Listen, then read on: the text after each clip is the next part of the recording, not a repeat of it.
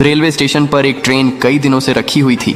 एक बड़ा कबूतर उस पर अपना घोंसला बनाता है, फिर उसी घोंसले में अंडे देता है और कुछ दिनों में अंडों से नन्हे चूजे निकलते हैं। कबूतर खुश था। एक दिन कबूतर दाना लेने जाती है, तभी अचानक ट्रेन चल पड़ी और काफी दूर निकल गई। जब कबूतर आती तो देखती है कि ट्रेन वहां नहीं होती है। कबूतर अपने बच्चों को हर तरफ ढूंढने लगती है। ट्रेन जा चुकी थी। कबूतर उदास एक पेड़ पर बैठी होती है। तभी वही ट्रेन उसी स्टेशन पर वापस आई।